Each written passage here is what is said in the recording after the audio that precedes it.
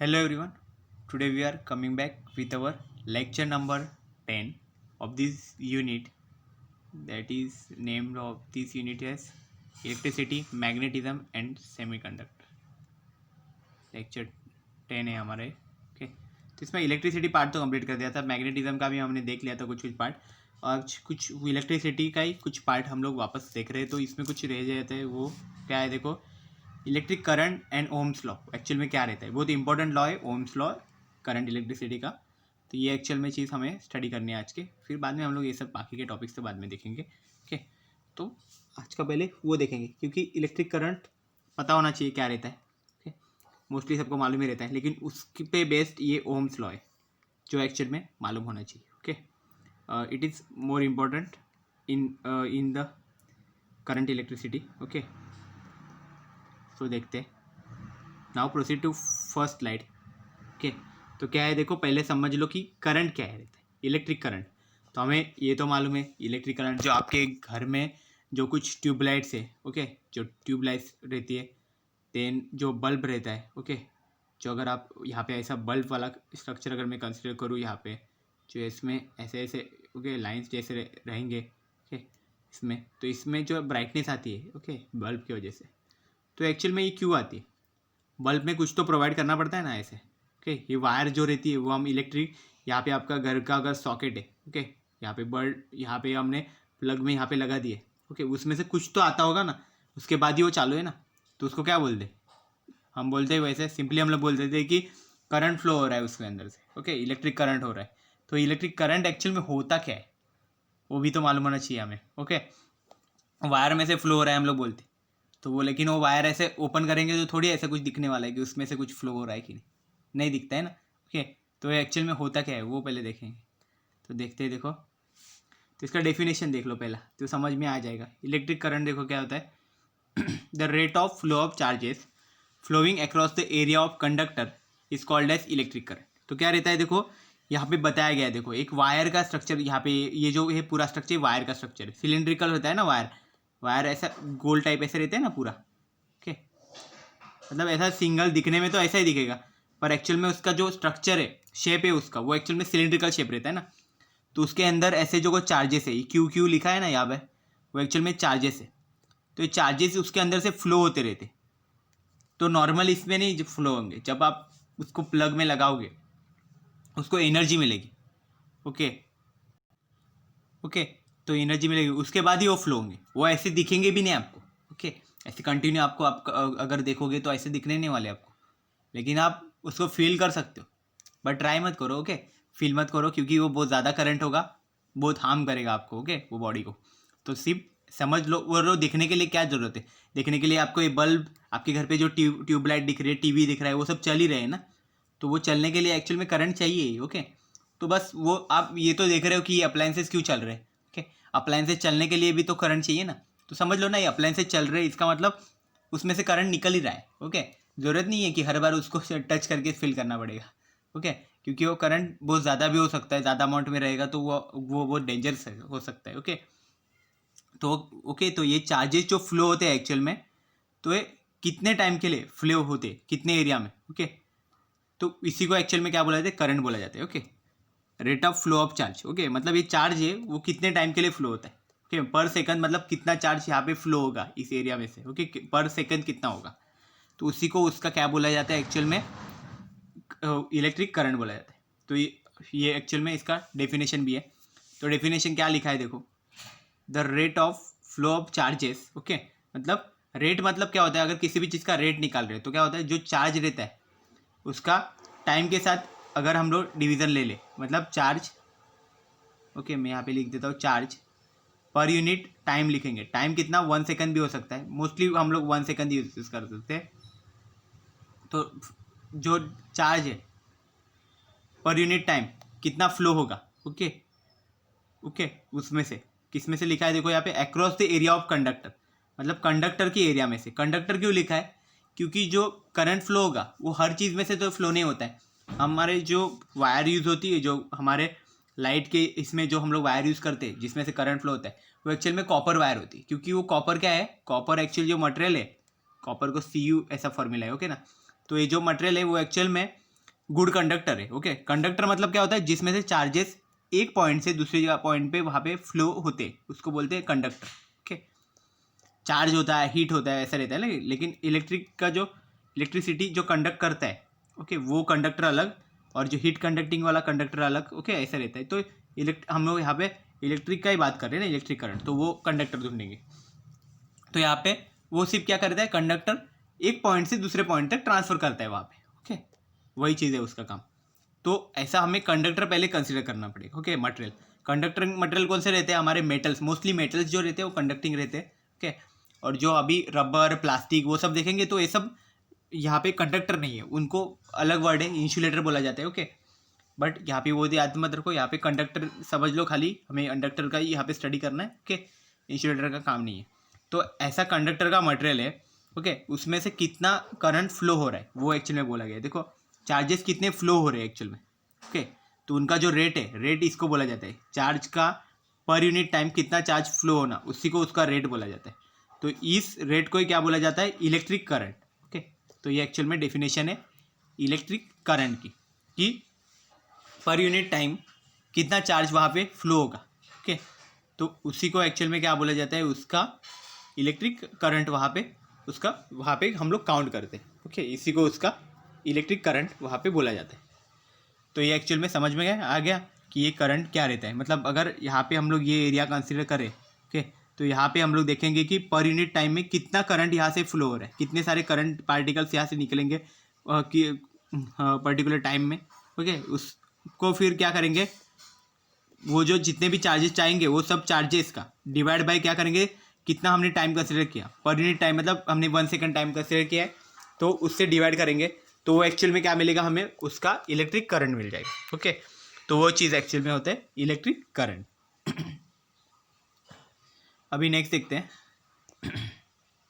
जो electric current है। देखो, इसका अभी एक्चुअल इसका फॉर्मूला क्या है वो देखना है। अभी देखो, मतलब यहाँ पे एक्चुअल में क्या लिखता हूँ मैं, यहाँ पे इसका फॉर्मूला, क्योंकि हमें प्रॉब्लम्स में तो फॉर्मूला ही यूज़ होता है ना। तो इसका अगर फॉर्मूला अगर देखें हम लोग इलेक्ट्रिक करंट का, तो एक्चुअल में वो क्या है,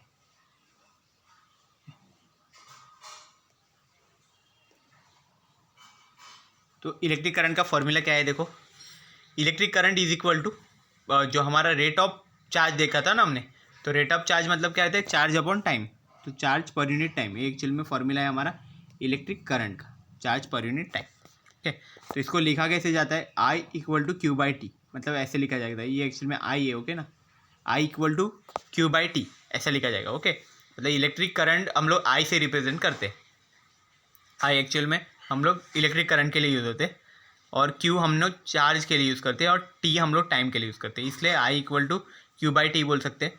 तो ये जो आई का फॉर्मूला है, इसमें देखो 3 क्वांटिटीज़ है, एक तो करंट हो गया, एक चार्ज हो गया, एक टाइम हो गया। और ऐसा क्वेश्चन में कुछ भी दिया जा सकता है, मतलब करंट दिया जाएगा, चार्ज दिया जाएगा, टाइम पूछ सकते हैं, या फिर हमें चार्ज दिया जाएगा, ओके, पर यूनिट टाइम कितना चार्ज है वो, और करंट फाइंड करना पड़ेगा, तो वो भी रहेगा। या फिर इसमें से करंट दिया रहेगा और टाइम दिया रहेगा, चार्ज फाइंड करना पड़ेगा। ओके, तो ऐसा भी हो सकता है। तो वही चीज़ है यहाँ पे, उस हिसाब से हमें वहाँ पे काउंट करना पड़ेगा। तो अभी देखो क्या है, ये करंट का तो हमें डेफिनेशन पता चल गया। ओके, इलेक्ट्रिक करंट एक्चुअल में होता क्या है, चार्ज अपॉन टाइम रहता है, वो भी हमें पता चल गया। अभी नेक्स्ट क्या है इसका एसआई यूनिट। तो एसआई यूनिट क्या रहता है वो देखना पड़ेगा। तो करंट का एसआई यूनिट हमने फर्स्ट यूनिट में सब स्टडी करे थे, एसआई यूनिट्स क्या क्या रहते हैं। तो करंट का एसआई यूनिट तभी देख लिया था हमने, वो कितना है, एम्पियर, वो एक्चुअल में है एम्पियर बोलते हैं हम एसआई यूनिट करंट के लिए। और जो उसका सीजीएस यूनिट है वो कितना है, सीजीएस यूनिट यहाँ से निकाल सकते हैं। देखो, वो एक्चुअल में क्या है, चार्ज को हम लोग कूलम से यहाँ पे काउंट करते हैं, और टाइम को यहाँ पे, तो एक्चुअल में ये सीजीएस नहीं है, ए बी एसआई यूनिट ही है, बस मोस्टली हम एम्पियर यूज़ करते हैं। ओके, चार्ज अपॉन यहाँ पे क्या होगा, टाइम का सेकंड आ जाएगा। ओके, चार्ज के लिए हम लोग एसआई यूनिट वैसे नहीं यूज़ करते, इलेक्ट्रॉन वोल्ट या फिर ऐसे कुछ यूनिट्स है वो हम एसआई के लिए यूज़ कर सकते हैं चार्ज के लिए, बट मोस्टली नहीं यूज़ करते। और टाइम के लिए तो एसआई यूनिट या फिर सीजीएस यूनिट सब सेम ही है, मतलब सेकंड दिए रहता है। ठीक है, तो इसलिए उसको एसआई में लिया जाता है टाइम के लिए। तो चार्ज पर सेकंड मतलब कूलम पर सेकंड ऐसा रहता है, तो ये भी एसआई यूनिट है। और एम्पियर ये भी ऐसा यूनिट है करंट के लिए। ओके, तो अभी इसका डायमेंशन देखो क्या रहता है। तो डायमेंशन करंट के फॉर्मूला में आप अगर काउंट करेंगे तो आपको क्या मिलेगा, यहाँ पे देखो इलेक्ट्रिक करंट के लिए जो डायमेंशन है वो फिक्स है, मतलब यहाँ पे मास कुछ नहीं है, लेंथ भी कुछ नहीं है इसके फॉर्मूला में, लेकिन टाइम दिया गया है, टाइम यहाँ पे 1 आएगा। ओके, और जो करंट रहेगा वो एक्चुअल में क्या रहेगा, आई रहेगा, चार्ज जो है ओके उसकी वजह से ये आई रहेगा, I1 हो जाएगा। ओके, तो ये एक्चुअल में चीज़ रहेगी। तो I1 आएगा, देन T आएगा। ओके, इस तरह से। तो T यहाँ पे एक्चुअल में -1 होना चाहिए। ओके, और T1 और I1 ओके इस तरह से लिख दो, ठीक है, डायमेंशन इसके। देन नेक्स्ट देखो क्या है, 1 एम्पियर का डेफिनेशन लिखना है अभी हमें। ओके, तो 1 एम्पियर का डेफिनेशन लिखने के लिए पहले उसका फॉर्मूला लिखना पड़ेगा। तो बस क्या करना है हमें, देखो करंट का यूनिट रहता है एम्पियर, तो मतलब करंट हमें 1 लिखना है यहाँ पे, 1 एम्पियर करंट रख दो। ओके, और वो टाइम पे फिर अगर 1 हमें सेटिस्फाई करना है तो बाकी की 2 क्वांटिटी जो डिवाइड में रखी है, न्यूमरेटर डिनोमिनेटर ऐसे रेशियो के फॉर्म में लिखिए, वो दोनों को भी 1 ही कंसिडर करना पड़ेगा। तो वो एक्चुअल में फॉर्मूला पहले क्या होगा देखो, वो पहले देख लो। तो फॉर्मूला यहाँ पे क्या है, I इक्वल टू Q/T है। ओके, ये फॉर्मूला ऐसे लिख दिया मैंने, I इक्वल टू Q/T। तो अभी इसमें क्या होगा देखो, जो करंट है I वो एक्चुअल में कितना होगा, 1 एम्पियर होगा। तो यहाँ पे मैंने करंट लिख दिया 1 एम्पियर, और इक्वल टू क्या लिखा है हमने, Q/T। तो Q जो है वो चार्ज है, चार्ज क्या होगा 1 कूलम। ओके, इतना चार्ज रहेगा, 1 कूलम चार्ज लिख दिया, एंड डिवाइड बाई T है, मतलब क्या होगा सेकेंड, सेकेंड क्या रहेगा 1 सेकेंड रहेगा। ओके,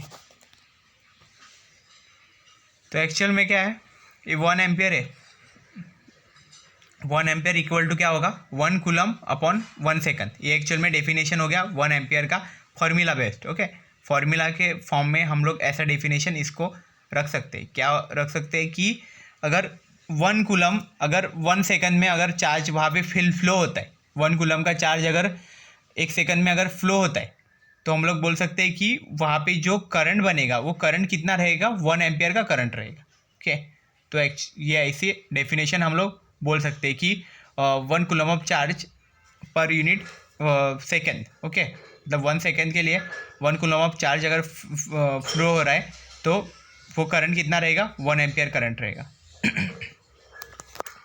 तो डेफिनेशन के फॉर्म में लिखते हैं अभी डेफिनेशन को कैसे, the current flowing through the conductor. हमने बोला ना कंडक्टर, कंडक्टर बहुत इंपॉर्टेंट वर्ड है क्योंकि चार्ज सिर्फ कंडक्टर में से ही फ्लो होते, बाकी में से कंडक्टर चार्ज इजीली नहीं फ्लो हो पाते, इसलिए सिर्फ कंडक्टर ही हम लोग कंसिडर करते। ओके, तो करंट, सो क्या लिखा है, the current flowing through the conductor is said to be 1 ampere. Okay, इसको 1 एम्पियर हम लोग कब बोल सकते हैं करंट को, if 1 coulomb of charge flow through the conductor in 1 second. मतलब जो 1 कूलम का चार्ज है ओके, अगर वो 1 सेकेंड में अगर फ्लो होता है ओके, तो हम लोग बोल सकते हैं कि वहाँ पे 1 एम्पियर का करंट एक्चुअल में फ्लो हो रहा है। ओके, तो ये चीज़ रहेगी। दैट मीन्स हमने डेफिनेशन क्या बताया कि the current flowing through the conductor, मतलब कंडक्टर में से जो करंट फ्लो हो रहा है वो, the current flowing through the conductor is said to be 1 ampere. मतलब उस करंट को हम लोग 1 एम्पियर करंट कब बोल सकते हैं, वो लिखा है देखो अभी यहाँ पे लिखा है, if 1 coulomb of charge flow through the conductor in 1 second. मतलब जो 1 कूलम का चार्ज है वो 1 सेकेंड में कितना फ्लो होगा। ओके, उसी को बोला जाता है उसका एक्चुअल में करंट। ओके, इसको ही इसका करंट फ्लो बोला जाता है। अब नेक्स्ट देखते हैं ओम्स लॉ। तो ये करंट की जो डेफिनेशन देखी, देखो यहाँ पे हमने पहले देखो यहाँ पे देखा ना, आई करंट लिखा है ना यहाँ पे। Okay, I equal to Q/T। तो ये जो करंट चार्ज ये सब डेफिनेशन है ना, ओके वहाँ पे ओम्स लॉ बहुत इंपॉर्टेंट है वहाँ पे। ओके, ओम्स लॉ स्टडी करते ही करते हमें और एक नया डेफिनेशन मिलने वाला है। ओके, रेजिस्टेंस करके एक क्वांटिटी है, उसको भी पहले स्टडी करना पड़ेगा हमें, उसके बाद हम ओम्स लॉ पे आएंगे। ओके, तो ये पहले समझ लो कि 1 एम्पियर करंट एक्चुअल में होता क्या है। ओके, करंट समझ गए, उसका फॉर्मूला समझ लो, फॉर्मूला से आप लिख सकते हो 1 एम्पियर की डेफिनेशन। तो देखो ओम्स लॉ का पहले स्टेटमेंट देख लेते हैं। ओके, तो ओम्स लॉ का स्टेटमेंट देखो क्या है। इफ द फिजिकल स्टेट जो रहती है, फिजिकल स्टेट मतलब क्या, कोई भी मटेरियल है हमारा, ओके, तो वो उसका कैसे दिखता है, उसको टच करने के बाद उस पे कैसे कैसे हमें फील होता है, ओके, वो एक्चुअल में कैसे, किस टाइप में है, किस तरह का मटेरियल है, okay, solid, liquid, gas, okay, कैसे टाइप का, ऐसा, ओके, तो उसको फिजिकल स्टेट बोलते हैं। मतलब जो एक्चुअल में हम लोग देख सकते हैं, उसको फील कर सकते हैं, ओके, किसी भी चीज़ का, ओके, उसको उसकी फिजिकल स्टेट बोलते हैं। Okay, so if the physical state, तो फिजिकल स्टेट में देखो ब्रैकेट में क्या क्या लिखा है, फिजिकल, उसके मटेरियल क्या है, वो मतलब सॉलिड है, लिक्विड है, गैस है, या फिर ओके, या फिर उसके डायमेंशन मतलब उसका शेप कैसा है, ऐसा वो सब चीज़। और एंड टेम्परेचर मतलब उसका टेम्परेचर हाई है, लो है, ओके, इस तरह से किस तरह का टेम्परेचर है, तो ये सब उसकी फिजिकल स्टेट है। तो क्या बोला, physical state of a conductor, okay, जो कंडक्टर है उसका जो फिजिकल स्टेट है, okay, if a physical state of a conductor remains same, अगर वो ये जो फिजिकल स्टेट है कंडक्टर का वो अगर सेम है, ओके, इसमें कोई चेंजेस नहीं है, द इलेक्ट्रिक करंट, तो फिर क्या आप बोल सकते हैं हम लोग कि जो इलेक्ट्रिक करंट है एक्चुअल में, तो यहाँ पे क्या क्या बताया गया, जो इलेक्ट्रिक करंट है आई, ओके, यहाँ पे देखो आई से इसको डिनोट करो, इलेक्ट्रिक करंट को आई है जो flowing through the conductor, okay, जो करंट, जो इलेक्ट्रिक करंट है आई, ओके, जो कंडक्टर में से फ्लो हो रहा है, ओके, उसको क्या बोला गया है, flowing through the conductor is directly proportional to G. तो डायरेक्टली प्रोपोर्शनल का यहाँ पे साइन ऐसे रहता है, अल्फा का, अल्फा का ऐसा साइन हम लोग लिख सकते हैं डायरेक्टली प्रोपोर्शनल के लिए, यहाँ पे लिख देता हूँ मैं, directly proportional to potential difference V between the ends of the conductor. तो पोटेंशियल डिफरेंस बताने की जरूरत नहीं है अभी, क्योंकि लास्ट लेक्चर, पहले लेक्चर में हमने, एक लेक्चर में हमने देखा है पोटेंशियल डिफरेंस एक्चुअल में होता क्या है। मतलब 2 पॉइंट्स अगर कंसिडर कर लेते हैं, अगर किसी भी टेस्ट चार्ज को अगर लेके आ रहे हैं तो इस पॉइंट पे आने में के लिए एक पोटेंशियल लगेगा, देन यहाँ से यहाँ तक जाने के लिए और एक पोटेंशियल लगेगा, और दोनों पोटेंशियल के बीच का मतलब VB, मतलब यहाँ पे अगर A पॉइंट्स दूर है ना, तो इसलिए हम VA माइनस VB कर लेते हैं। तो ये सेकेंड है, तो VA माइनस VB जो हम लोग करेंगे, तो ये एक्चुअल में क्या होगा हमारा potential difference between the 2 points, okay, B and A के बीच में। तो ये एक्चुअल में हमारा रहेगा, ओके, तो यही है, क्या बोला है, potential difference between the ends of the conductor. तो जो करंट है वो एक्चुअल में जो उसके एंड में जो पोटेंशियल डिफरेंस रहेगा, ओके, उससे वो क्या होगा, यहाँ पे डायरेक्टली प्रोपोर्शनल रहेगा, ओके। तो ये एक्चुअल में क्या, ओम्स लॉ की डेफिनेशन है। तो एक बार हम लोग देख लेते हैं इसका डेफिनेशन, बहुत इंपॉर्टेंट चीज़ है वो ओम्स लॉ, ओके, इससे हम लोग फॉर्मूला भी बनाएंगे अभी। पहले देखते हैं, देखो स्टेटमेंट में क्या था, इफ द फिजिकल स्टेट, तो फिजिकल स्टेट पहले समझ लो कि फिजिकल स्टेट एक्चुअल में चीज़ होती क्या है। मतलब फिजिकल वर्ल्ड में जो एक्चुअल में एग्जिस्ट कर रहा है उसको फिजिकल स्टेट बोलते हैं। मतलब कोई भी चीज़ है, उसका एक्चुअल में शेप कैसा है, वो दिखने में कैसी है, ओके, उसका कलर क्या है, उसका ऑर्डर क्या है, वो सब चीज़, या फिर वो उसको टेम्परेचर क्या है, ओके, उसकी हाइट क्या है, लेंथ क्या है, वो सब चीज़, ओके, जो हम देख सकते हैं, ऑब्जर्व कर सकते हैं, फील कर सकते हैं, ओके, वो सब चीज़ों को क्या बोला जाता है, उसका फिजिकल स्टेट बोला जाता है, okay, physical state of a material, okay, of a conductor, okay. अगर यहाँ पे हम लोग इलेक्ट्रिक का अभी स्टडी कर रहे हो तो यहाँ पे हम लोग सब कंडक्टर ही स्टडी यूज़ करेंगे, ओके। तो कंडक्टर का जो फिजिकल स्टेट है वो सेम रहता है, और इलेक्ट्रिक जो करंट रहता है अगर वो सेम है, ओके, किसी भी चीज़ में, और इलेक्ट्रिक जो करंट है, ओके, वो फ्लो हो रहा है कंडक्टर से, ओके, तो जो इलेक्ट्रिक करंट है वो जो फ्लो हो रहा है, ओके, वो एक्चुअल में directly proportional to the potential difference between the ends of the conductor. तो वो जो पोटेंशियल डिफरेंस निकालेंगे, ओके, कंडक्टर के जो 2 एंड्स रहेंगे, उस एंड्स के बीच में का जो पोटेंशियल डिफरेंस हम लोग निकालेंगे, उससे वो डायरेक्टली प्रोपोर्शनल होंगे, ओके। तो ये एक्चुअल में हमें किसने बताया, ओम्स ने बताया। Ohm is the name of the scientist, okay. तो ओम, इस लॉ को क्या बोला जाता है, ओम्स लॉ बोला जाता है, ओके। तो ये एक्चुअल में ओम्स लॉ है, ओके। ये हमारे करंट इलेक्ट्रिसिटी में बहुत इंपॉर्टेंट लॉ रहता है। तो इसके बेसिस पे भी क्वेश्चंस पूछे जा सकते हैं, इसका डेफिनेशन पूछा जा सकता है, देन इसका रिलेशन है वो, इसका फॉर्मूला भी आता है, वो फॉर्मूला भी रहेगा। तो ये सब रहेगा, ओके। मेन चीज़ क्या याद रखनी है यहाँ पे, the electric current flowing through the conductor is directly proportional to the potential difference between the ends of the conductor, ends of the conductor याद रखना में। ओके, अभी क्या है नेक्स्ट देखते हैं। तो इसको मैथमेटिकली कैसे लिखेंगे, देखो मैथमेटिकल अगर हम लोग इसको देखना चाहे तो ये कैसे होगा, तो अभी जो दिखाया था वही था, मतलब I is directly proportional to V, तो उसको हम लोग यहाँ पे कैसे लिखा है, यहाँ पे पोटेंशियल डिफरेंस जो निकाला है 2 पॉइंट्स का, वो एक्चुअल में क्या है, करंट के डायरेक्टली प्रोपोर्शनल है। मतलब जो कंडक्टर था हमारा, ओके, उसका मतलब जिसमें से करंट फ्लो हो रहा है, ओके, तो उसके जो कंडक्टर है अगर ऐसा कंसिडर करें, इसका एक पॉइंट यहाँ पे, ओके, दूसरा पॉइंट यहाँ पे, दोनों यहाँ पे हमने वोल्ट मीटर या कुछ भी लगा दिया मैं इसको काउंट करने के लिए, दोनों पॉइंट्स के बीच में का यहाँ पे हम लोग पोटेंशियल निकालेंगे, तो वो पोटेंशियल डिफरेंस आएगा, वो किसके साथ प्रोपोर्शनल है, हमारा जो करंट फ्लो हो रहा है इसमें से कंडक्टर में से, वो उसके साथ प्रोपोर्शनल है। तो सर्किट में भी दिखाया गया है, देखो यहाँ पे रेजिस्टेंस के साथ, तो रेजिस्टेंस में हम लोग यहाँ पे मल्टीमीटर या फिर कुछ यहाँ पे अगर ज्वाइन करते, ओके, तो हमें मिल जाएगा, ओके, यहाँ पे मतलब ये 2 पॉइंट्स पे अगर कंसिडर कर ले हम लोग, मल्टीमीटर को लग भी दिए तो यहाँ पे निगेटिव और पॉजिटिव है, तो इसमें से कितना फ्लो हो रहा है वो एक्चुअल में हमें पता चल जाएगा, ओके, कितना पोटेंशियल है यहाँ पे, तो पोटेंशियल यहाँ पे हम लोग काउंट कर सकते हैं, ओके। देन यहाँ पे हमने क्या कंसिडर किया है, देखो v इक्वल टू, अभी ये डायरेक्टली प्रोपोर्शनल का साइन है, ओके, प्रोपोर्शनल का, लेकिन हमें फॉर्मूला बनाना है, तो फॉर्मूला में कभी भी ये डायरेक्टली प्रोपोर्शनल ऐसा नहीं आता, ये एक्चुअल में सिर्फ रिलेशन बता रहा है ना, हमें फॉर्मूला होगा तो एक्चुअल में हम उससे प्रॉब्लम्स में यूज़ कर सकते हैं हमारी क्वांटिटीज फाइंड करने के लिए। तो फिर हम लोग क्या लिखेंगे यहाँ पे, v equal to constant into I, मतलब हमने ये डायरेक्टली प्रोपोर्शनल का साइन निकाल दिया, इक्वल टू लग दिया, तो यहाँ पे एक बीच में क्वांटिटी आ गई, तो क्वांटिटी आ गई, ये कांस्टेंट आ गया वहाँ पे, ओके। अब ये कांस्टेंट की हमें वैल्यू फाइंड करनी है, तो कांस्टेंट हमें कुछ कंसिडर करना पड़ेगा, तो कांस्टेंट हम लोग क्या कंसिडर कर रहे हैं यहाँ पे, हम लोग कांस्टेंट कंसिडर कर रहे हैं यहाँ पे आर कांस्टेंट कंसिडर कर रहे हैं, ओके, इसलिए क्या लिखा, v equal to R into I लिख दिया यहाँ पे, ओके।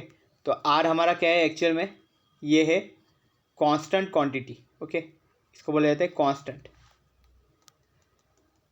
तो इस कांस्टेंट की भी कुछ वैल्यू रहेगी या फिर इसको भी कुछ बोला जाएगा, ओके, नाम रहेगा इसको भी।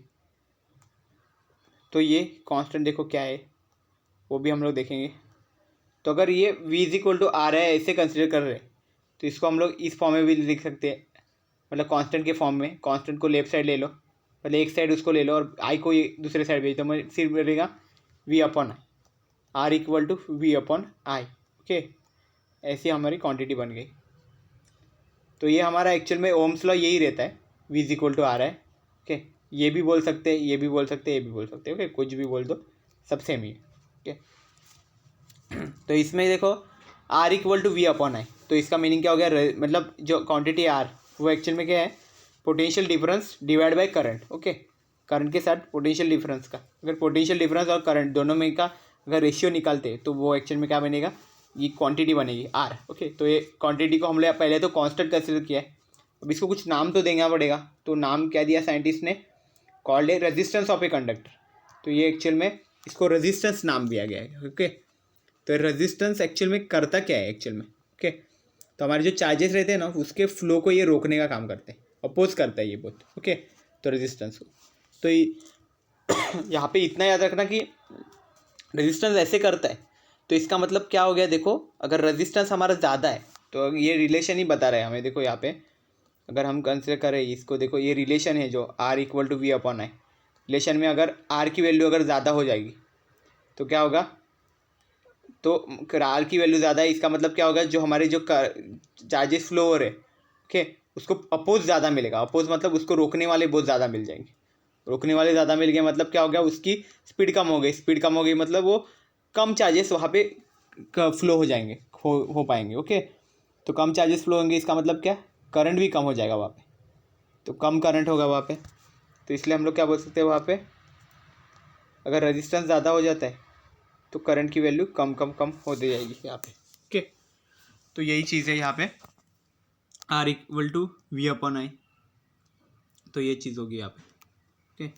तो ओम्स लॉ हमें यही बताया कि अगर रेजिस्टेंस आपका ज़्यादा है तो करंट वहाँ पे कम फ्लो होगा, करंट को अगर ज़्यादा करना है तो हमें रेजिस्टेंस वहाँ पे कम रखना पड़ेगा। ओके, रेजिस्टेंस की ज़रूरत तो पड़ेगी, सर्किट अगर बना रहे तो उसमें रेजिस्टेंस तो चाहिए, ओके, प्रोटेक्शन के लिए, लेकिन रेजिस्टेंस के थ्रू वहाँ पे करंट भी होना चाहिए। ओके, मतलब रेजिस्टेंस बहुत ज़्यादा होगा तो करंट की स्पीड भी कम होगी, और रेजिस्टेंस बहुत कम होगा, ओके, तो करंट बहुत ज़्यादा फ्लो हो जाएगा वहाँ पे। ओके, वो भी चीज़ होगी, इसलिए रेजिस्टेंस होना भी ज़रूरी है।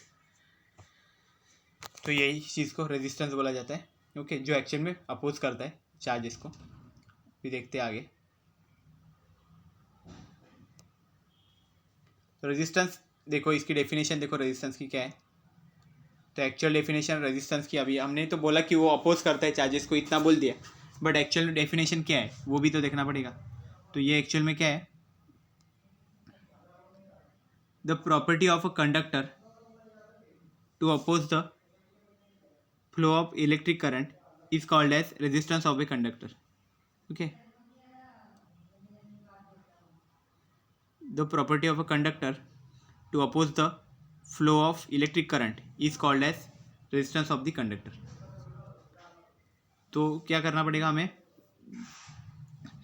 जो कंडक्टर है, ओके, उसकी एक प्रॉपर्टी है, ओके, वो प्रॉपर्टी क्या है कंडक्टर की, कि मतलब प्रॉपर्टी मतलब क्या, उसका एक खुद का एक अपना बोलते हैं ना कि उसका एक कैरेक्टरिस्टिक है, क्या है वो एबिलिटी है उसकी, कि वो अपोज करता है हमारे जो करंट है उसको, मतलब जो चार्जेस फ्लो हो रहे हैं उसको अपोज करता है। ओके, अपोज करता है मतलब उसको रोकने का काम करता है वो एक्चुअल में। ओके, तो उसको ही क्या बोला जाता है, उसका रेजिस्टेंस बोला जाता है, कंडक्टर का रेजिस्टेंस बोला जाता है। तो ये एक्चुअल में इनबिल्ट रहता है, उसमें पहले से ही रहेगा कंडक्टर में, कि रेजिस्टेंस कुछ ना कुछ तो रहता ही है उसके अंदर। ओके, तो इस रेजिस्टेंस को ही हम लोग क्या बोलते हैं एक्चुअल में, रेजिस्टेंस ऑफ द कंडक्टर बोलेंगे। ओके, तो ये एक चीज़ हो गया, इसका ये एक डेफिनेशन हो गया। ओके, रेजिस्टेंस का, the property of a conductor to oppose the flow of electric current. Okay, ये चीज़ एक्चुअल में ये डेफिनेशन है रेजिस्टेंस ऑफ द कंडक्टर की। नेक्स्ट और एक डेफिनेशन है, वो क्या होगा, it is the ratio of potential difference across the conductor to current flow in through it. Okay, तो एक्चुअली ये एक पोटेंशियल डिफरेंस का एक रेशियो भी है। ओके, रेशियो है potential difference across the conductor to current flow, मतलब क्या है, ये एक्चुअल में हम उसके जो होम्स लॉ हमने लिखा था, V is equal to IR लिखा था। ओके, स्टार्टिंग में। ओके, ये जो होम्स लॉ का यहाँ पे फॉर्मूला बन गया, तो इससे हम लोग ने फिर R का भी बनाया ना फॉर्मूला, R का फॉर्मूला हमने क्या लिखा था बाद में, R equal to V upon I. तो ये एक्चुअल में फॉर्मूला बेस्ड डेफिनेशन यहाँ पे सेकंड बनाई है, वो फॉर्मूला बेस्ड डेफिनेशन है। तो फॉर्मूला बेस्ड डेफिनेशन मतलब क्या रहता है, जो फॉर्मूला के थ्रू हम लोग डेफिनेशन लिख सकते हैं उसी को एक्चुअली में बोला जाता है फॉर्मूला बेस्ड डेफिनेशन। तो ये एक्चुअल में चीज़ है क्या, देखो, तो it is the ratio of potential difference. तो रेशियो किसको बोलते हैं, इस चीज़ को रेशियो बोलते हैं। एक मतलब न्यूमरेटर में क्वांटिटी रहेगी, एक डिनोमिनेटर में रहेगी। तो ratio of potential difference across the conductor, जो V है वो एक्चुअल में पोटेंशियल डिफरेंस है कंडक्टर के अक्रॉस में, अक्रॉस मतलब दोनों साइड में। ओके, कंडक्टर के दोनों पॉइंट्स है, वो दोनों पॉइंट्स के बीच में का हमने पोटेंशियल, दोनों पॉइंट्स का हमने पोटेंशियल डिफरेंस निकाल दिया। ओके, तो ये पोटेंशियल डिफरेंस है to current flowing through it, मतलब देन क्या हो गया, टू मतलब जो नीचे की क्वांटिटी है वो, ओके, दोनों का रेशियो निकाला है ना, तो नीचे क्या है, current flowing through it. Okay, तो ये जो पोटेंशियल डिफरेंस है वो, और जो करंट फ्लो हो रहा है वो, ओके, दोनों का जो रेशियो हम लोग ले रहे हैं, ओके, उसी को एक्चुअल में क्या बोला जाता है कि रेजिस्टेंस बोला जाता है। ओके, तो ये एक्चुअल में रेजिस्टेंस का हमारा मेन डेफिनेशन वहाँ पे हो गया। ओके, अभी हम लोग क्या कर रहे हैं, रेजिस्टेंस तो पता चल गया, अभी बाकी की क्वांटिटीज भी देख लेंगे। तो नेक्स्ट देखते हैं। तो रेजिस्टेंस का देखो यहाँ पे फॉर्मूला लिख दिया है, देखो, रेजिस्टेंस इक्वल टू क्या है, potential difference upon current. Okay, इसको पोटेंशियल डिफरेंस बोलते हैं, पर यूनिट करंट बोलते हैं। Okay, resistance is equal to potential difference per unit current, मतलब जो अभी डेफिनेशन लिखा ना वही डेफिनेशन है, कि जो potential difference across the conductor और जो करंट है उन दोनों का ratio. Okay, ratio of the potential difference across the conductor to the current flowing through the conductor, okay, is known as the resistance of the conductor. तो इसका formula यहाँ पे R equal to V upon I. Okay, अब इसका ऐसा unit भी लिखना पड़ेगा। तो ऐसा यूनिट देखो, पोटेंशियल का तो वैसे वोल्ट रहता है, करंट का एम्पेयर रहता है, तो वोल्ट पर एम्पेयर भी हम लोग बोल सकते हैं इसको, ओके। बट मोस्टली ये नहीं यूज़ करते हम लोग, ठीक है ना। हम लोग क्या यूज़ करते हैं, तो मोस्टली हम लोग यूज़ करेंगे ओम यूज़ करते हैं। ये बहुत स्टैंडर्ड यूनिट है एक्चुअल में। ओम्स लॉ की वजह से ये रेजिस्टेंस को पढ़ा था, तो ये रेजिस्टेंस का स्टैंडर्ड यूनिट है ओम, तो मोस्टली यही यूज़ करते, ओम ही यूज़ करते, ओके। तो ओम यूनिट हम लोग इसके लिए रेजिस्टेंस क्वांटिटी के लिए यूज़ किया जाता है मोस्टली, ओके। देन इसके डायमेंशंस देखेंगे हम लोग, तो डायमेंशंस देखो क्या है, हमारे जो वोल्ट के डायमेंशन रहेंगे वो, ओके, और करंट के डायमेंशन है वो, ओके। तो करंट का डायमेंशन मतलब क्या, करंट को ऊपर ले लेंगे, तो वोल्ट का डायमेंशन क्या रहेगा, M1 L2 T power -3 and I power -1 रहेगा, ओके। और नीचे करंट का डायमेंशन क्या, और एक I रहेगा, तो इसको ऊपर ले लेंगे तो क्या है, -2 बन जाएगा, ओके, ठीक है। तो यही चीज़ है एक्चुअल में डायमेंशन हमारे रेजिस्टेंस के लिए, ओके। तो ये याद रखने ना। अभी नेक्स्ट देखते हैं क्वेश्चन बैंक, अभी देख लेते हैं। तो लास्ट टाइम देखो हमने कुछ क्वेश्चंस देखे नहीं थे, मैग्नेटिक फील्ड के बहुत क्वेश्चंस है, तो क्वेश्चंस देखे नहीं थे, तो उस पर क्वेश्चंस पूछे जा सकते हैं बहुत कुछ, ओके। तो आज के लेक्चर में कुछ मैग्नेटिक फील्ड के देखेंगे, लेकिन नेक्स्ट लेक्चर में भी फिर मैग्नेटिक फील्ड के ही कुछ क्वेश्चन देख लेंगे, ओके। तो यहाँ पे देखो क्वेश्चंस क्या क्या बन सकते हैं यहाँ पे। तो देखो मैग्नेटिक फील्ड में, तो the region around a magnet और current carrying conductor in which its magnetic effects can be observe is called, मतलब जो रीजन है, रीजन मतलब कोई भी रीजन रहता है, मतलब कोई एरिया रहेगा, ओके। तो जो मैग्नेट के अराउंड है, मतलब मैग्नेट के आजू बाजू में, या फिर कोई करंट फ्लो कैरिंग कंडक्टर है, कोई कंडक्टर है जिसमें से करंट फ्लो हो रहा है, ओके। तो उसके आजू बाजू में अगर मैग्नेटिक इफेक्ट अगर ऑब्जर्व हो रहा है, तो उस एरिया को क्या बोला जाएगा, मतलब उस रीजन को क्या बोला जाएगा, ओके। उस प्लेस को क्या बोला जाएगा, उस रीजन को क्या बोला जाएगा, ओके। तो इसमें ऑप्शन में क्या क्या लिखा है, मैग्नेटिक फील्ड लिखा हुआ है, इलेक्ट्रिक फील्ड लिखा हुआ है, मैग्नेटिक पोटेंशियल लिखा हुआ है, एंड लास्ट ऑप्शन लिखा है कि ए और बी, मतलब मैग्नेटिक फील्ड भी है और इलेक्ट्रिक फील्ड भी। इलेक्ट्रिक फील्ड तो नहीं हो सकता क्योंकि यहाँ पे मैग्नेटिक इफेक्ट बोला है, तो ऑब्वियसली हमारा आंसर क्या आना चाहिए, यहाँ पे मैग्नेटिक फील्ड ही हमारा आंसर आना चाहिए, तो ये इसका आंसर है मैग्नेटिक फील्ड, ओके। तो यहाँ पे मैं मैग्नेटिक फील्ड को टिक कर देता हूँ, ठीक है। देन नेक्स्ट क्या है, the SI unit of magnetic field is, तो मैग्नेटिक फील्ड का एसआई यूनिट तो हमें मालूम ही है, ओके। उसके 2 यूनिट्स थे, तो इसमें का फर्स्ट यूनिट तो है टेस्ला, लेकिन एक वेबर हम लोग यूज़ करते हैं, weber per meter square, okay. तो मोस्टली हम लोग टेस्ला ही यूज़ करते हैं इसका यूनिट, ओके। तो यहाँ पे यही लिखो, टेस्ला लिख दो, ठीक है ना, क्योंकि ऑप्शन में बाकी वोल्ट तो हमारा वोल्टेज का यूनिट रहता है, ओके, पोटेंशियल का वो, ओके। जो एम्पेयर रहता है वो करंट का यूनिट रहता है, और जो न्यूटन रहता है वो एक्चुअल में फोर्स का यूनिट है, तो ये भी नहीं रहेगा, तो टेस्ला ही आएगा आंसर, ओके।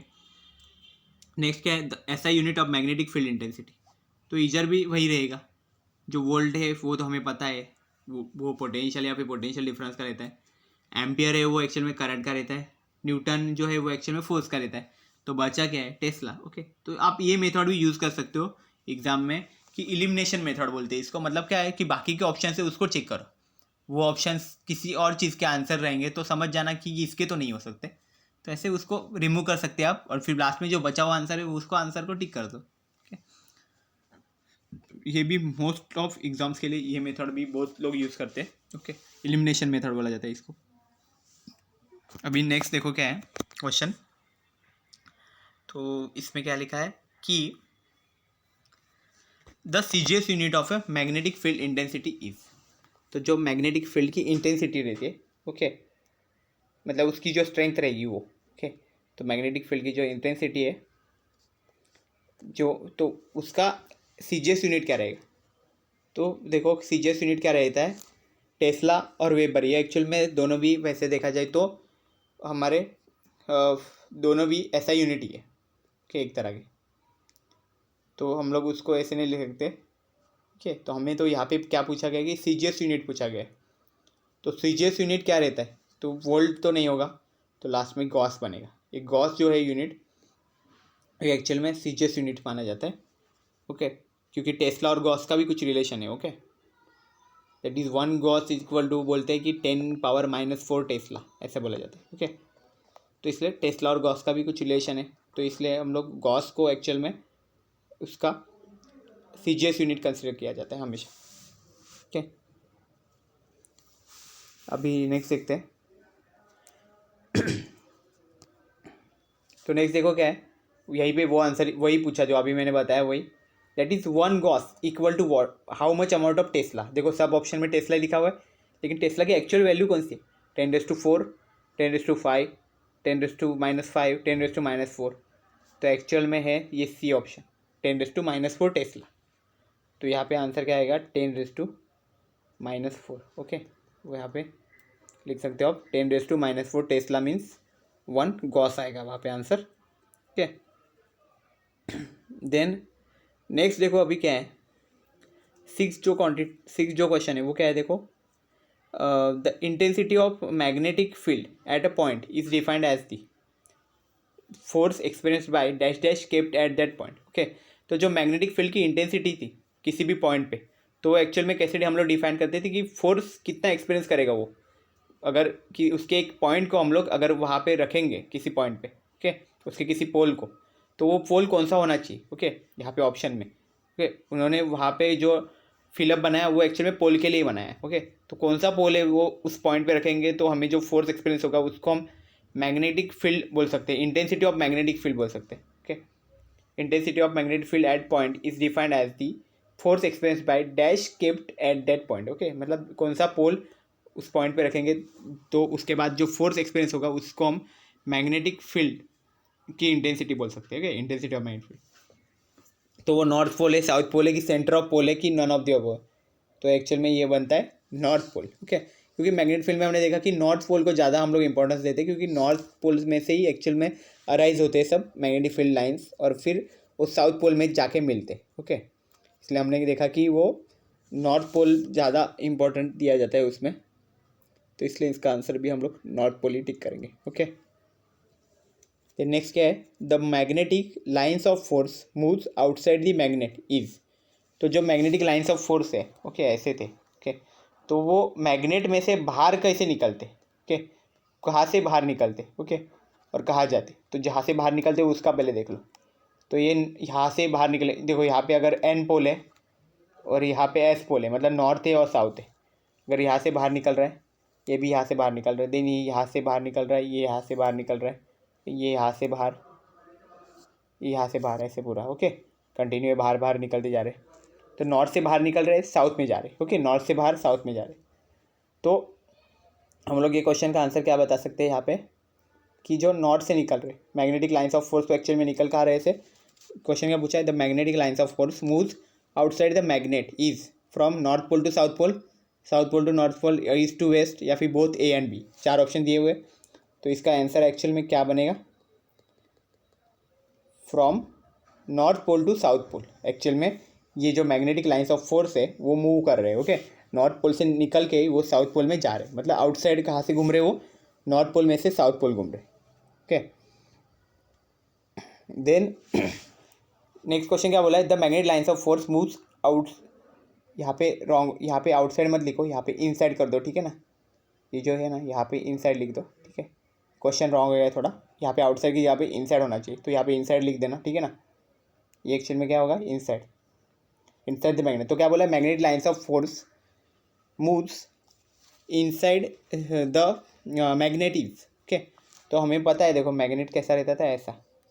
और जो लाइन्स ऑफ फोर्स थे, N है, यहाँ पे S है, तो लाइन्स ऑफ फोर्स हमने देखा है ऐसे बाहर निकल के ऐसे ऐसे जाते थे। ओके, लेकिन ये जो लाइन्स ऑफ फोर्स है ये सब बाहर से घूम रहे, अंदर के साइड भी तो लाइन्स ऑफ फोर्स रहेंगे यहाँ पे। ओके, तो वो कैसे घूम रहे, तो वो कैसे पता चलेगा? देखो, तो देखो कैसा रहता था, यहाँ पे हमारा क्वेश्चन है ना, यहाँ पे है। ओके, तो देखो ये एक्चुअल में कैसा रहता था, अगर N और S पोल है, ये यहाँ पे S है, यहाँ पे N पोल है, अगर N से वो बाहर निकल रहे हैं तो इसका मतलब, और S से अंदर आ रहे, तो अंदर आने के बाद अंदर के साइड से कहाँ घूमेंगे? S से N जाएंगे, S से N ऐसे जा सकते हो, ओके, अंदर के साइड ऐसे। ओके, और फिर N से फिर बाहर वापस निकलेंगे, फिर ऐसे जाएंगे, फिर यहाँ से बाहर निकल के ऐसे जाएंगे, फिर यहाँ से यहाँ, यहाँ से यहाँ, ऐसे। ओके, मतलब अंदर के साइड से जो घूम रहे वो एक्चुअल में S पॉइंट से N पॉइंट पे घूम रहे। ओके, तो हम लोग इस चीज़ को क्या बोल सकते हैं, वो एक्चुअल में कहाँ जा रहे, साउथ पोल से वहाँ पे वो नॉर्थ पोल की तरफ वहाँ पे वो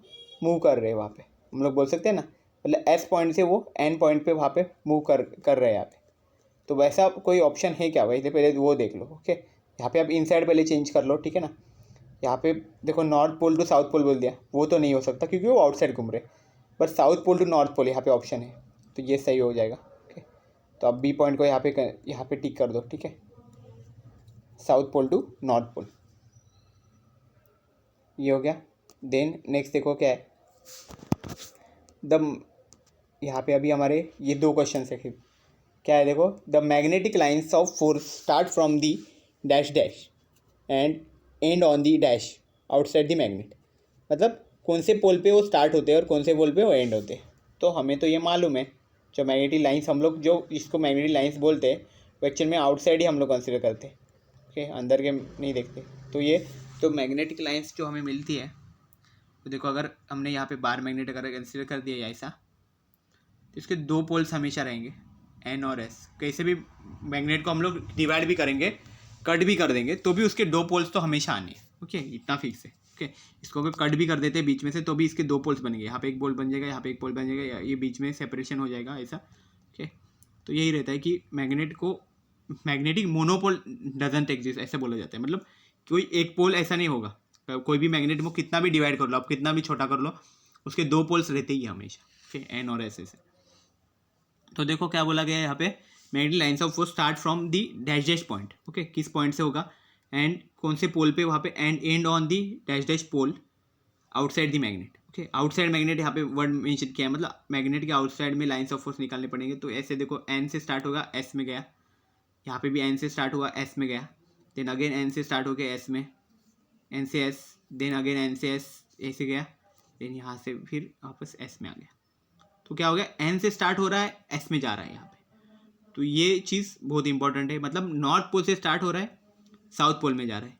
तो हम लोग क्या बोल सकते हैं, इट स्टार्ट फ्रॉम दी, यहाँ पे पहला फिलअप बन जाएगा north pole. Okay, then end on the, next fill up क्या बन जाएगा, आउटसाइड दी मैग्नेट बोला ना, नेक्स्ट फिलअप क्या बन जाएगा, साउथ पोल। कहाँ पे एंड हो रहा है, वहाँ पे वो end on the south pole, यहाँ पे साउथ पोल आ जाएगा आंसर। ओके, तो ये चीज़ हो गई यहाँ पे, मतलब वो कहाँ पे स्टार्ट होगा, नॉर्थ पोल पे स्टार्ट होगा, मतलब इस पोल पे वहाँ पे वो स्टार्ट हो जाएगा और साउथ पोल पे एंड हो जाएगा। मतलब ये मैग्नेटिक लाइन से वो इस तरह से घूमती है। ओके, ये इसका डायरेक्शन भी दिखा दो, मैंने कुछ कुछ जगह पे डायरेक्शन नहीं दिखाया हुआ है, तो डायरेक्शन भी दिखा दो, ठीक है ना, इतना याद रखना है डायरेक्शन का भी। तो ये कहाँ से जाते हैं, हमेशा नॉर्थ से साउथ जाते रहेंगे। ओके, बाहर के साइड वो नॉर्थ से साउथ घूमेंगे, अंदर के साइड वो साउथ टू नॉर्थ रहते हैं। ओके, तो इस तरह से ये magnetic lines of force actual में सर्कुलर ऐसा बनाते रहते हैं। ओके, तो इसी को हम लोग साइक्लॉइड भी बोलते हैं ना, सर्कुलर ऐसे घूमते रहते हैं वो अंदर ही अंदर। देन हम लोग नेक्स्ट क्या देखो, और एक हमारा एमसीक्यू बाकी है। ओके, तो ये क्वेश्चन बैंक का और एक क्वेश्चन है, वो क्या है देखो, the magnetic lines of force dash dash intersect each other. तो इसमें क्या होगा देखो, ये एक्चुअल में प्रॉपर्टीज जो हमने देखे थे ना मैग्नेटिक लाइन्स के, उसमें कई क्वेश्चन है सब मैक्सिमम। ओके, तो ये क्या लिखा है, magnetic lines of force dash dash intersect each other. तो एक्चुअल में क्या रहता है इसका आंसर। ओके, तो नेवर होगा, ऑलवेज होगा, समटाइम्स होगा, डिपेंड्स ऑन मीडियम। ओके, तो हमने देखो यहाँ पे ये जो देखा तब बायर मैग्नेट का, यहाँ पे एन पॉइंट है, मतलब नॉर्थ पोल हो गया, सेकेंड यहाँ पे एस पॉइंट है। ओके, हमने देखा कि यहाँ से अगर मैग्नेटिक लाइन्स निकल रहे, यहाँ से एन से लेके एस में जा रहे, फर्स्ट निकल गए, सेकंड भी निकला यहाँ से, देखो एन का एस में गया, यहाँ से फिर और एक निकला, बीच में अगर यहाँ पे क्राउड है लेकिन कोई भी यहाँ पे एक दूसरे को टच नहीं कर रहा है, देखो यहाँ से यहाँ जा रहा है, देन यहाँ से देखो यहाँ पे, देन यहाँ से देखो ये इसके अंदर से बाहर से चला जाएगा, फिर यहाँ से निकल के वो वापस यहाँ पे मीट करेगा। ओके, तो इस तरह से ये अगर हम लोग और ड्रॉ करेंगे ना, तो भी वो ऐसे ही बनेंगे। ओके, मतलब ये खुद का यहाँ पे रेडियस यहाँ पे बढ़ा रहा है। ओके ना, एरिया तो बढ़ा रहा है, लेकिन वो कभी भी एक दूसरे को इंटरसेक्ट नहीं कर रहे हैं, मतलब कोई भी लाइंस ऐसी नहीं जा रही इसमें से अंदर घुस के फिर वापस वहाँ पे बाहर निकल जाए, कोई भी शॉर्टकट नहीं कर रहा है यहाँ पे। ओके, तो हम लोग इस चीज़ को क्या बोल सकते हैं कि they never intersect each other, मतलब वो इंटरसेक्ट नहीं हो रहे। हम इंटरसेक्ट कब बोलते हैं, अगर दो लाइन्स ऐसे जा रहे हैं तो हम लोग इसको इंटरसेक्ट नहीं बोलते। इंटरसेक्ट कब बोलते हैं, अगर एक लाइन ऐसे जा रही है और दूसरी लाइन उसको कट करके ऐसे बीच में से जा रही है, तो हम लोग बोल सकते हैं ये लाइन इस पॉइंट पे यहाँ पे इंटरसेक्ट हो गई है। तो मैग्नेटिक लाइंस में ऐसा कभी नहीं होता है, वहाँ पे इंटरसेक्ट हो रहा है। हाँ ठीक है कि यहाँ पे जहाँ से स्टार्ट हो रहा है वहाँ पे बहुत क्राउडेड एरिया है, लेकिन उसमें भी गैप रहता है, कुछ थोड़ा अमाउंट में गैप रहेगा, वो कभी एक दूसरे को इंटरसेक्ट करके नहीं जाती। ओके, तो ये चीज़ एक्चुअल में रहती है मैग्नेटिक लाइंस की। Magnetic lines of force never intersect each other, तो यहाँ पे आप नेवर लिख सकते हो, never intersect each other. So this is all about the today's lecture. हमने एक्चुअल में इलेक्ट्रिक हमने रेजिस्टेंस पढ़ा, यहाँ पे ओम्स लॉ पढ़ा, करंट पढ़ा। ओके, आज के लेक्चर में और कुछ क्वेश्चंस देख लिए यहाँ पे मैग्नेटिक फील्ड के। नेक्स्ट लेक्चर में भी कुछ क्वेश्चंस देखेंगे, मैग्नेटिक फील्ड के ही देखेंगे। Okay, so I hope you have cleared all these things about the today's lecture. If you have any doubt, you can ask. Thank you very much.